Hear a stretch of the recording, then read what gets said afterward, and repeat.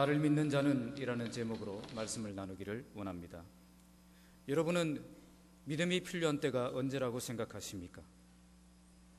대부분 우리는 인간이 감당할 수 없는 그런 불가능한 일을 만나면 그때가 믿음이 필요한 때라고 생각을 합니다. 이렇게 생각하는 이유는 믿음은 뭔가를 해낼 수 있는 능력이라고 생각하기 때문입니다. 그래서 믿음을 가졌다면 능력이 나타나야 된다고 생각하는 것입니다. 물론 그 말이 틀린 말은 아닙니다. 그러나 이것은 부분적으로만 본 것입니다. 성경에 나타난 믿음의 사람들을 보면 그 믿음의 사람들은 믿음을 능력이라고 생각하지 않았습니다. 그들은 믿음을 방향성에서 생각했습니다. 그러니까 그들에게 믿음이 생겼을 때에 먼저 능력이 생긴 것이 아니라 그들의 인생의 방향이 달라졌다는 것입니다. 그들에게 능력이 나타난 것은 인생의 방향이 달라진 그들에게 하나님께서 함께 역사해 주셨기 때문에 능력도 함께 나타났던 것입니다. 우리도 마찬가지입니다. 우리에게 믿음이 생겼을 때에 무엇이 달라졌습니까? 우리의 삶에 큰 능력이 생겼습니까? 그렇지 않습니다. 우리의 삶의 방향이 달라졌습니다. 아브라함에게 믿음이 생겼을 때에 고향을 버리고 약속의 땅을 향해 나아갔습니다. 방향이 달라진 것입니다. 모세에게 믿음이 생겼을 때에 그는 사명을 따라 애굽 땅으로 나아갔습니다. 방향이 달라진 겁니다. 하지만 삼손이 믿음을 잃어버리니까 이방 여인을 향해 달려갔습니다. 아브라함이 믿음을 잃어버리니까 가나안 땅을 떠나서 애굽 땅을 향해 내려갔습니다. 무엇입니까? 방향이 달라진 것입니다. 믿음이 있고 없고의 차이는 삶의 방향의 차이입니다. 진정한 믿음이 있다면 분명한 삶의 전환점이 있다는 것입니다. 능력이 주어지는 것은 그 뒤의 문제입니다. 삶의 방향이 달라진 그들에게 하나님께서 능력을 허락하신 것이지 그들에게 믿음이 생기자마자 그들에게 능력이 나타난 것은 아니라는 것입니다. 그러면 그 사람에게 믿음이 있느냐 없느냐 그것을 보려고 한다면 무엇부터 보면 되겠습니까? 그 사람에게 놀라운 능력이 있는가를 보면 되겠습니까? 그게 아니라는 것입니다. 물론 믿음과 함께 능력도 나타날 수 있지만 그러나 능력이 있음에도 놀라운 능력이 있음에도 삶의 방향이 전혀 달라지지 않는 그런 사람들도 얼마든지 있기 때문입니다. 주님을 위해 살지 않는 사람이 놀라운 능력을 가졌다고 해서 믿음이 있는 사람이라고 말할 수 없다는 것입니다. 중요한 것은 삶의 방향의 전환입니다. 능력은 이렇게 삶의 방향이 전환된 그 사람에게 하나님께서 함께 하셔서 나타나는 것입니다. 여러분들에게 진정한 믿음이 있다면 진정한 인생의 방향 전환도 함께 있기를 바랍니다. 그러면 어떤 삶의 방향 전환이 있어야 되겠습니까? 오늘 본문은 예수님께서 십자가에 죽으시기 전에 다락방에서 제자들에게 마지막으로 가르치시는 그 장면 중에 나온 말씀입니다. 이때 예수님께서는 내가 하나님께로 돌아가고 대신 너희들에게 성령님을 보내주실 것이라고 약속하셨습니다. 그러면서 제자들에게 이렇게 말씀하십니다. 내가 진실로 진실로 너희에게 이르노니 나를 믿는 자는, 그러니까 너희에게 믿음이 있다면, 너희가 정말 나를 믿는 사람이라면 너희 인생의 방향이 이렇게 달라진다는 것을 말씀하고 있는 것입니다. 그렇다면 그들에게 무엇이 달라진다는 것입니까? 오늘 본문에 두 가지로 말씀합니다. 첫째는 내가 하는 일을 그도 할 것이요, 둘째는 또한 그보다 큰 일도 할 것이라는 것입니다. 그 이유에 대해서도 두 가지로 말씀합니다. 본문 12절 마지막에 이는 내가 아버지께로 가기 때문이고 또 계속해서 내 이름으로 무엇을 구하든지 내가 시행할 것이기 때문이라고 말씀합니다. 이것은 우리에게 성령을 보내주실 것이기 때문에, 또한 우리가 기도할 수 있기 때문에 더 큰 일을 감당할 수 있다는 말씀입니다. 오늘 이 말씀을 통해서 내가 참된 믿음을 가졌다면 어떤 삶의 방향을 향해 나아가는 삶을 살 것인가를 다시 한번 발견하고 나에게 주어진 인생을 참된 믿음으로 살아가는 인생으로 세워가는 저와 여러분들이 되시기를 주님의 이름으로 축복합니다. 먼저 첫째는 참된 믿음을 가졌다면 내가 하는 일을 그도 할 것이라고 말씀합니다. 12절 말씀 함께 읽겠습니다. 내가 진실로 진실로 또한 그보다 큰 일도 하리니 이는 내가 아버지께로 감이라. 오늘 말씀을 보시면 내가 진실로 진실로 너희에게 이르노니 나를 믿는 자는 이라고 말씀합니다. 믿는 자라는 말의 원문은 현재형으로서 계속적으로 믿고 있는 사람을 의미합니다. 한때 믿다가 중단하거나 아니면 믿다가 중간에 포기하는 그런 사람이 아니라 계속해서 그 믿음 변하지 않고 지속적으로 주님을 믿는 사람은 어떤 사람인가? 그것을 말씀하고 있는 것입니다. 오늘 말씀에 그런 사람은 어떤 일을 할 것이라고 말씀하고 있습니까? 내가 하는 일을 그도 할 것이라고 말씀합니다. 주님을 믿는 자에게 나타난 첫 번째 분명한 변화는 주님의 일을 하는 것이다 라고 말씀하고 있는 것입니다. 주님의 일의 반대말은 무엇일까요? 나의 일입니다. 세상 일입니다.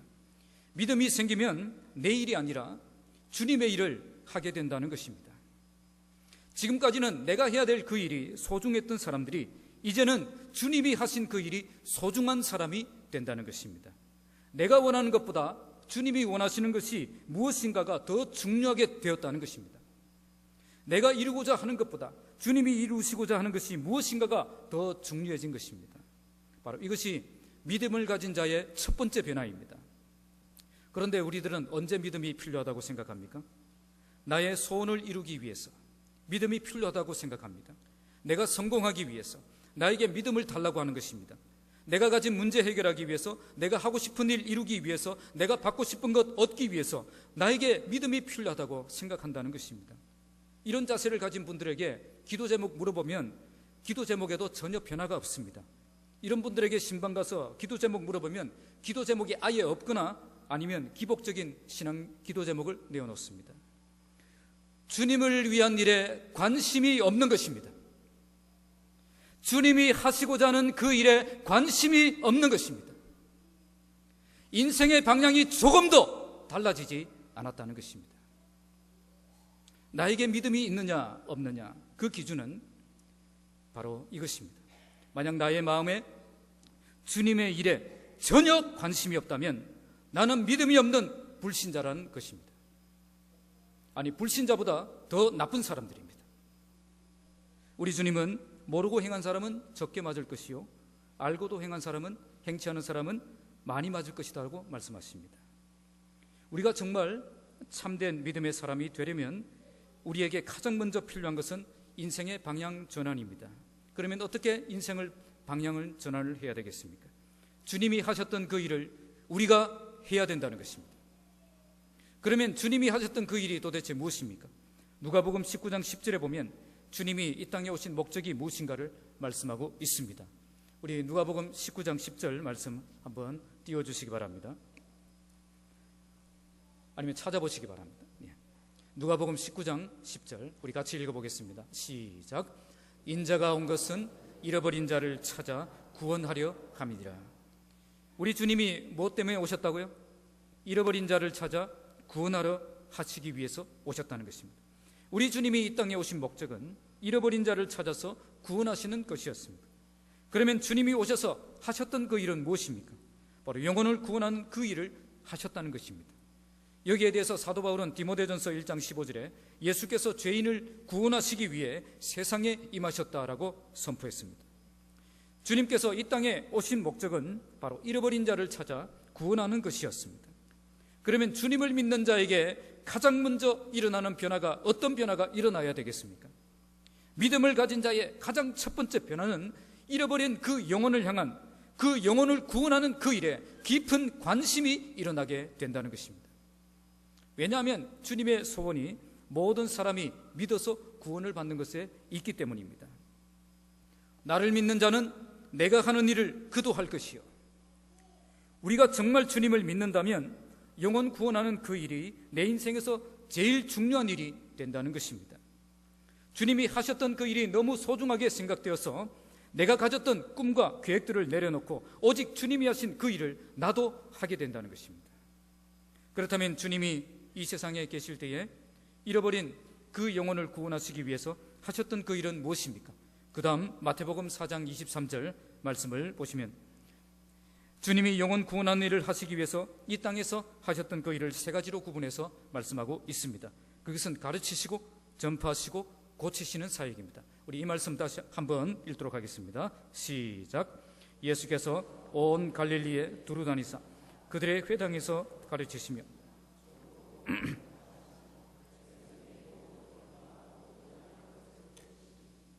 흔히 우리는 이것을 예수님의 삼중 사역이라고 합니다.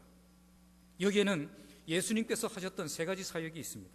첫째는 가르치는 사역, 복음 전파의 사역, 병과 약한 것을 고치는 사역입니다. 가르치고 전도하고 치유와 회복의 사역을 하는 것, 이것은 교회가 하고 있는 중요한 세 가지 사역이기도 합니다. 가르치는 사역은 말씀을 가르친다는 것입니다. 그러니까 주일학교에서 교사가 되어서 아이들을 가르치고 대학부나 청년부에서 조장으로서 조언들을 가르치는 것을 말합니다. 복음 전파의 사역은 이 동네 저 동네를 돌아다니면서 복음을 전파하는 사역을 말합니다. 오늘날로 따지면 전도자와 선교사의 사역을 말합니다. 모든 병과 모든 약한 것을 고친다는 말은 병든 자를 찾아가서 위로할 뿐 아니라 병을 고쳐주기 위해서 기도하는 것을 말합니다. 이 세 가지는 오늘 교회에서 중요하게 다루고 있는 세 가지 사역입니다. 이 세 가지가 예수께서 이 땅에 계셨을 때 하셨던 사역입니다. 나를 믿는 자는 내가 하는 일을 그도 할 것이요. 여러분들은 이 세 가지에 관심이 있습니까? 여러분들에게 주일학교 교사에 대한 비전이 있습니까? 여러분들에게 전도의 부담감이 있습니까? 여러분들에게 병든 자들과 약한 자들을 향한 사랑의 마음이 일어나고 있습니까? 그렇다면 여러분들은 믿음의 사람들입니다. 그러나 아직도 이런 일에 관심이 없고 딴 방향을 향해서 살아가고만 있다면 나는 분명히 불신자입니다. 믿음이 없다는 것입니다. 오늘 본문은 분명히 말씀합니다. 나를 믿는 자는 내가 하는 일을 그도 할 것이요.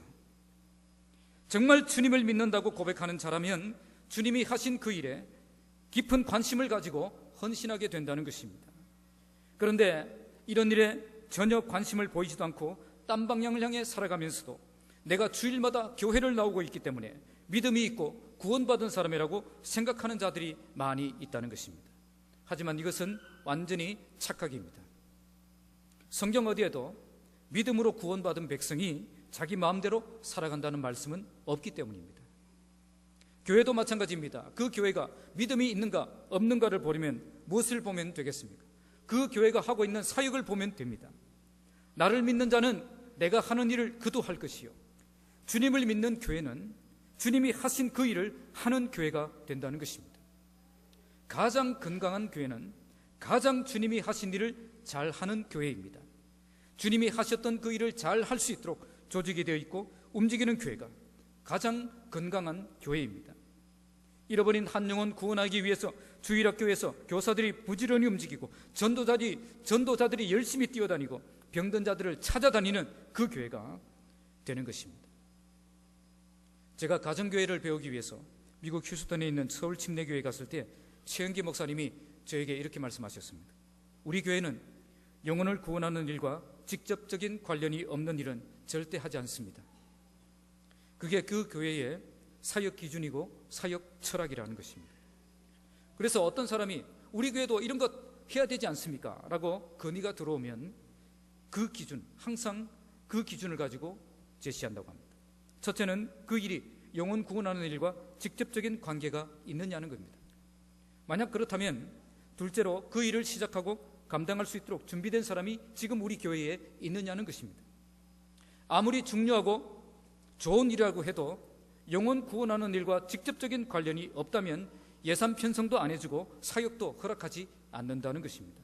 또 아무리 좋은 사역이라고 해도 그 일을 감당할 수 있는 준비된 사람이 우리 교회 안에 없다면 시작하지 않는다는 것입니다. 담임 목사님께 제가 물어보니까 그렇게 하는 데는 다 이유가 있었습니다. 이것저것 다 하다가는 진짜 중요한 일을 하지 못하기 때문이라는 것입니다. 그러면서 공부 못하는 학생들의 비유의 특징에 대해서 비유로 말씀하셨습니다. 수학을 공부하는데 영어가 걱정이 됩니다. 그래서 수학 공부가 되지 않는 것입니다. 그래서 어떻게 하죠? 영어 책을 꺼냅니다. 그래서 영어 공부를 하죠. 영어 공부를 하다 보니까 국어가 걱정이 됩니다. 그래서 어떻게 하죠? 또 국어책을 꺼냅니다. 그래서 국어책을 열심히 공부하다 보니까 또 뭐죠? 수학을 아까 제대로 공부하지 못했다, 그 생각이 드는 거죠. 그래서 어떻게 합니까? 또 수학을 꺼냅니다. 이런 식으로 하다가 어떻게 하죠? 한 과목도 제대로 공부가 안 되는 것입니다. 그래서 항상 성적이 그 모양이라는 것입니다. 자, 듣고 보니까 누구 이야기죠? 공부 잘하는 아이들의 특징은 놀라운 집중력이 있다는 것입니다. 마찬가지로 교회가 영혼 구원하는 일을 제대로 하려면 집중력을 가지고 사역을 해야 된다는 것입니다. 이런저런 하고 싶은 거 다 하다가는 진짜 중요한 일 놓치고 진짜 중요한 일 할 수 없는 그런 교회가 된다는 것입니다. 제가 보니까 그 교회는 가장 영혼 구원하는 일을 잘하기 위해서 불필요한 것이 있다면 과감하게 없애버렸습니다. 찬양대에 계신 분들이 우리 전도를 하려고 하는데 1시간 전에 와서 연습하고 끝나고 나서 1시간 뒤 연습하니까 전도하기가 힘들다는 건의가 들어왔습니다. 그래서 어떻게 했을까요? 찬양대를 없애버렸습니다. 찬양대를 없애버린 것은 상당히 파격적인 것이죠. 그런데 찬양대가 없는 건 아닙니다.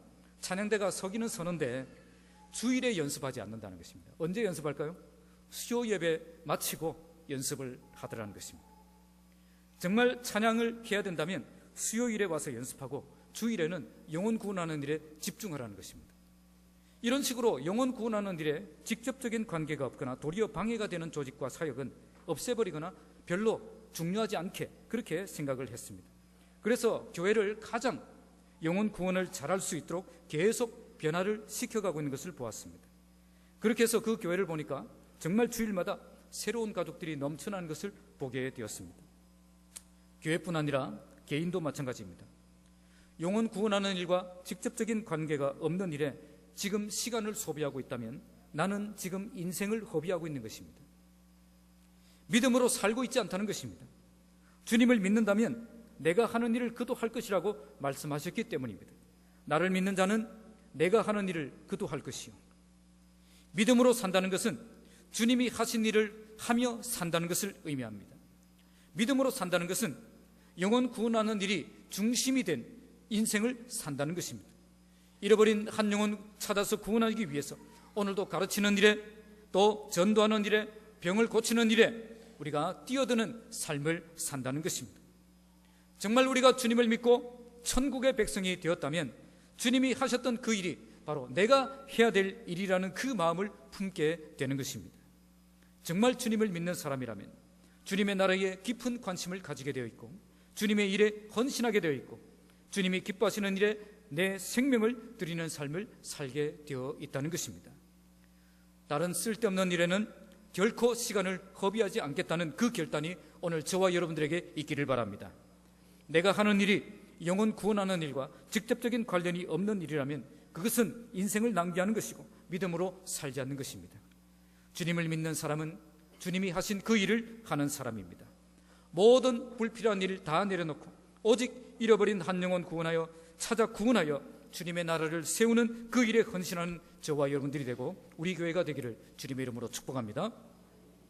두 번째는 그보다 큰 일도 할 것이라고 말씀합니다. 12절 14절인데요 12절 말씀 다시 한번 읽겠습니다. 시작.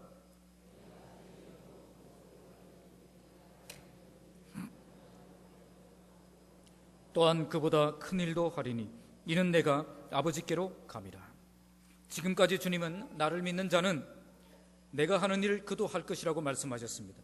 진정한 믿음을 가진 사람에는 내일만 하며 살지 않는다는 것입니다. 주님의 일을 하며 살아가는 인생으로 인생의 방향 전환이 이루어진다는 것입니다. 그런데 주님은 그 정도의 인생에서 끝나지 않는다고 말씀합니다. 또한 그보다 큰 일도 하리니. 헬라어 원문은 더 위대한 일을 말합니다. 믿음의 사람은 더 큰 꿈을 가지고 더 큰 계획을 세우고 더 큰 사역에 뛰어들게 된다는 것입니다. 믿음을 가진 자가 주님의 일을 감당하다 보면 그에겐 더 큰 꿈이 생기고 더 큰 계획을 세우고 더 큰 비전을 달라고 기도하게 된다는 것입니다. 바로 주님을 믿는 자에게 나타나는 두 번째 변화입니다. 그런데 이 말씀은 오늘 우리가 주님보다 더 큰 일을 할 수 있다는 그런 뜻으로 하신 말씀은 아닙니다. 이 말씀은 우리가 참된 믿음을 가졌다면 놀라운 능력자가 될 수 있다는 뜻으로 하신 말씀입니다. 단지 내가 할 수 있는 수준에서 멈추는 것이 아니라 더 놀랍고 더 위대한 일을 할 수 있는 그런 사람이 된다는 뜻입니다. 정말 우리가 주님을 믿는다면 우리의 삶은 정말 놀랍고 위대한 삶을 향해 달려가는 삶이 된다는 것입니다. 참된 믿음을 가진 사람은 중간에 멈추거나 중간에 만족하거나 중간에 중단하지 않는다는 것입니다. 새로운 비전과 목표를 세우고 항상 믿음으로 도전하며 전진하는 삶을 살게 된다는 것입니다. 그런데 어떤 사람을 보면 주님을 믿는다고 고백한 후에 주님의 일이 좋아서 열심히 섬기다가 중간에 힘들어서 포기하는 사람들이 있습니다. 반면에 어떤 사람들은 주님의 일을 감당하다가 더 큰 비전과 더 큰 사명, 더 큰 계획을 발견하고 계속 자신의 그 역량들을 개발하고 확장해 나가는 그런 삶을 사는 것을 보게 됩니다. 바로 이런 사람이 더 큰 일도 할 수 있는 믿음의 사람인 것입니다. 그러면 어떤 사람은 중간에 포기하는데 어떤 사람은 무엇 때문에 그보다 더 큰 일도 감당하는 수준까지 나아가는 그런 변화가 일어나겠습니까? 계속해서 본문은 더 큰 일도 할 수 있는 두 가지 이유를 말씀합니다. 첫째로 성령이 임하고, 둘째로 기도하면 응답하실 것이기 때문에 그렇다라고 말씀하고 있습니다. 먼저 본문 12절 마지막에 보면 이는 내가 아버지께로 감이라 라고 말씀합니다. 주님께서 아버지께로 가면 어떻게 됩니까? 대신 성령께서 내려오십니다. 그래서 본문 16절에 다른 보혜사를 보내시겠다고 말씀하고 계십니다. 지금까지는 예수님께서 보혜사로 계셨는데 이제 승천하셔서 하나님 곁으로 가십니다. 그래서 하나님께서는 다른 보혜사, 곧 성령님을 이 세상에 보내어 주시는 것입니다. 바로 이것이 우리가 더 큰 일도 할 수 있는 첫 번째 이유입니다. 사도행전 2장 17절에 말세에 내가 내 영을 모든 육체에 부어주리니 너희 자녀들은 예언할 것이요 너희 젊은이들은 환상을 보고 너희 늙은이들은 꿈을 꾸리라고 말씀하셨습니다. 이 말씀은 성령이 임하시면 우리가 놀라운 사람이 되고 능력의 사람이 되고 꿈의 사람이 된다는 뜻입니다. 믿음의 사람이 주님이 하신 일보다 더 큰 일을 감당할 수 있는 이유가 바로 여기에 있습니다. 믿음의 사람에게 성령이 임하셔서 그로 하여금 능력의 사람이 되게 하시기 때문입니다.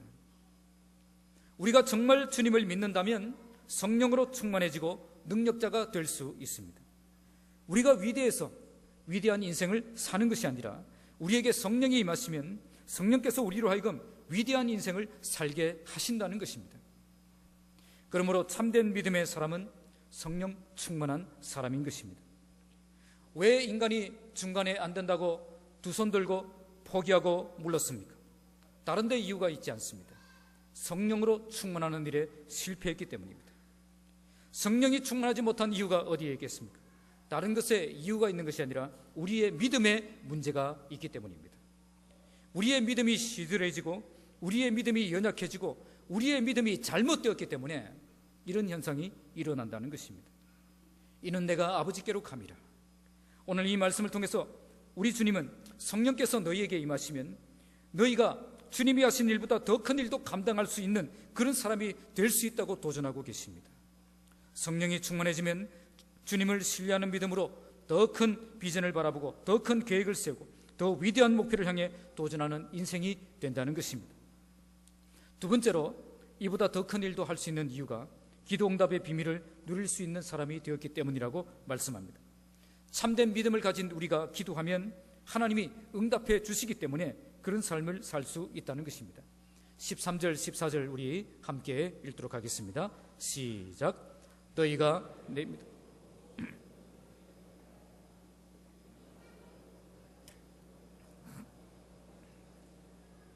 내 이름으로 무엇이든지 내게 구하면 내가 행하리라. 믿음의 사람이 왜 그보다 더 큰 일도 할 수 있는 사람이 되는지 그 두 번째 이유가 여기에 나옵니다. 그것은 우리가 기도할 수 있기 때문입니다. 내가 일하면 그냥 내가 일하는 것이지만 내가 기도하면 그때부터 하나님이 역사하시기 때문에 아무리 불가능해 보이는 그 일이라도 우리가 감당할 수 있는 사람이 되는 것입니다. 여기에 무엇을 구하든지 또 무엇이든지 내게 구하면 이라고 말씀하죠. 이 말씀은 우리가 기도하는 모든 것이 다 응답된다는 뜻으로 하신 말씀이 아닙니다. 이 말씀은 우리가 주님의 나라를 위한 비전과 계획을 세우고 도전할 때에 어떤 불가능해 보이는 일이라도 조금도 주저하지 말고 기도 제목으로 삼고 기도하라는 뜻으로 우리에게 말씀하고 있는 것입니다. 우리에게는 불가능해 보이는 일이지만 하나님께서는 전혀 불가능한 일이 아니기 때문입니다. 인간은 불가능한 일을 만나면 당황하지만 우리 주님은 전혀 이런 문제로 당황하지 않습니다. 그래서 무엇이든지 내게 구하면 내가 행할 것이라는 그 말씀을 두 번이나 반복해서 하고 있는 것입니다. 반드시 되게 해주신다는 뜻입니다. 그러면 우리가 참된 믿음을 가진 사람이 되면 어떤 사람이 된다는 것입니까? 기도하는 사람이 된다는 것입니다. 계획만 세우고 목표만 정하고 일만 죽으라고 하지 않는다는 것입니다. 더 놀라운 일을 감당할 수 있는 위대한 일꾼이 되기 위해서 주님 앞에 엎드려서 땀과 눈물을 쏟으며 기도하는 사람이 된다는 것입니다. 그래서 그 사람이 정말 위대한 일을 감당할 만한 믿음을 가졌는지 안 가졌는지 그것을 알 수 있으려면 어떻게 하면 되겠습니까? 기도하는지 기도하지 않는지를 보면 되는 것입니다. 기도하는 사람은 주님을 믿는 사람입니다. 내가 직접 일하는 것보다 주님이 역사하시는 것이 더 놀랍고 더 위대한 역사가 일어날 수 있다는 것을 믿기 때문입니다. 반대로 기도하지 않는 사람은 주님을 믿을 수 없기 때문에 기도하지 않는 것입니다. 내가 기도한다고 해도 내 뜻보다는 하나님의 뜻이 이루어질 것이기 때문에 주님이 역사해 주실 것이라고 전혀 기대하지 않기 때문에 확실히 믿지 못하기 때문에 기도하지 않는 것입니다. 도리어 기도하는 것보다 내가 직접 일하는 것이 더 효과적이라고 생각하기 때문에 기도할 시간에 딴짓을 하고 있는 것입니다. 오늘 본문에 무엇이든지라고 두 번 반복되어 있습니다. 정말 그 사람이 믿음을 가졌는지 안 가졌는지를 알려면 그 사람이 어떤 기도 제목으로 기도하고 있는지를 보면 알 수 있다는 것입니다. 기도 제목을 보면 이 사람이 주님이 하신 그 일을 나도 하려고 하는 사람인지 아니면 그보다 더 큰 일을 하려고 하는 사람인지 알 수 있다는 것입니다.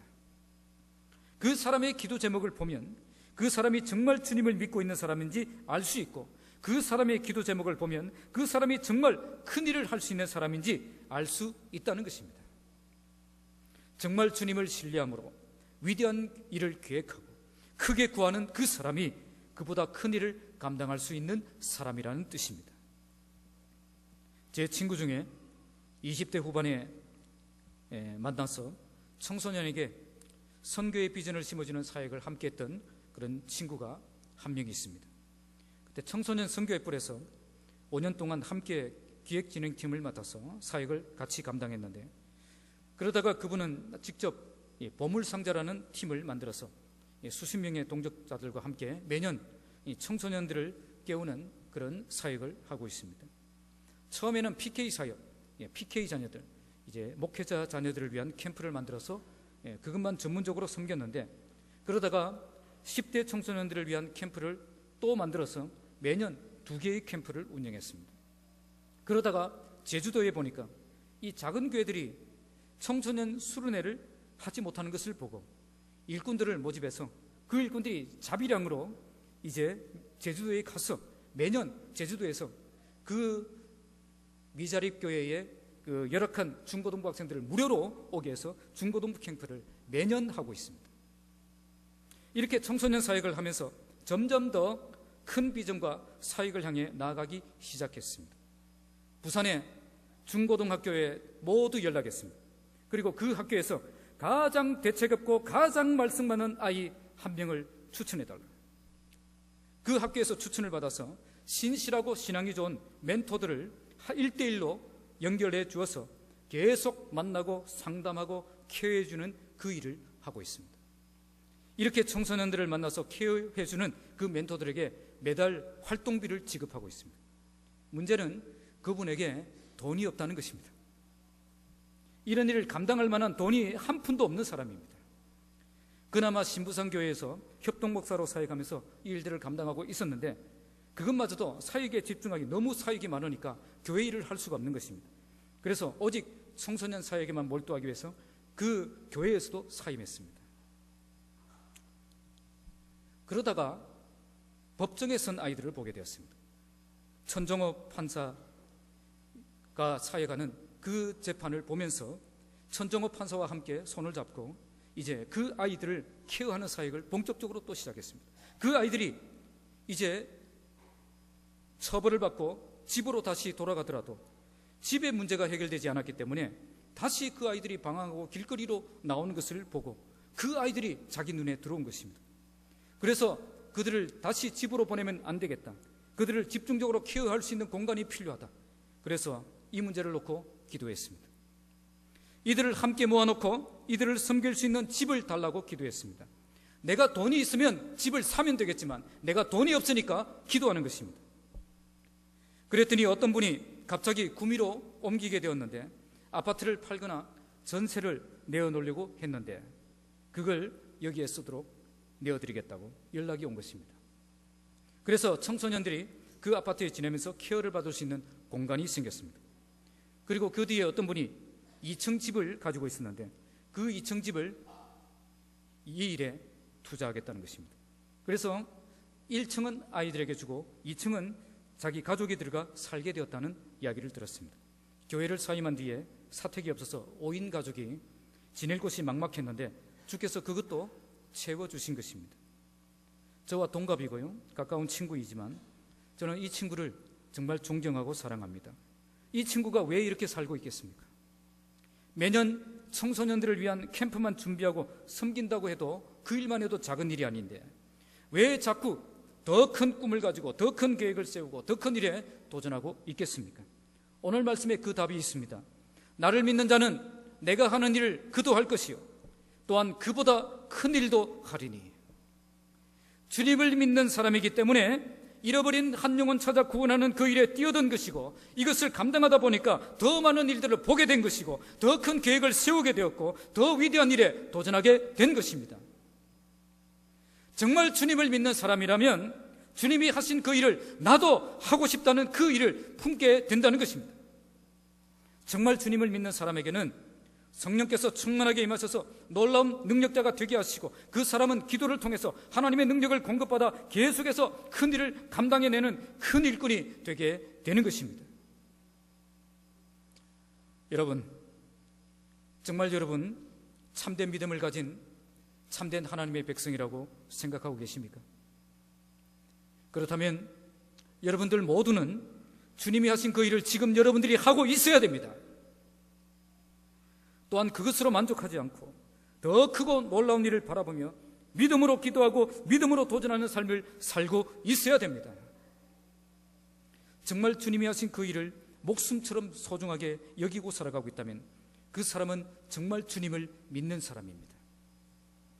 정말 주님의 나라를 위한 비전을 품고 그 기도 제목을 가지고 기도하고 성령의 능력으로 도전하고 있는 사람이 있다면 그 사람이 정말 주님을 믿는 사람이라는 것입니다. 성령의 충만함과 기도의 능력, 바로 이것이 믿는 사람으로 하여금 더 큰 일도 감당할 수 있게 하는 것입니다. 어떤 분들은 주님의 일에 대한 열정은 있으나 성령을 충만을 받지 못해서 자기 힘으로 감당하려고 하는 사람들이 있습니다. 또 어떤 분들은 열정도 있고 중요한 직분도 가지고 있지만 기도하지 않기 때문에 실패하는 분들도 있습니다. 우리가 주님의 나라를 향한 열정이 있고 비전이 있을지라도 성령의 나타나심이 없다면, 기도에 전념하지 않는다면 더 큰 것을 감당할 수가 없습니다. 작은 일에도 쉽게 지치고 열정을 잃어버리게 됩니다. 열정보다 중요한 것은 비결을 아는 것입니다. 공부는 그냥 열심히 하면 되는 것이 아니라 공부할 줄 아는 것이 중요한 것입니다.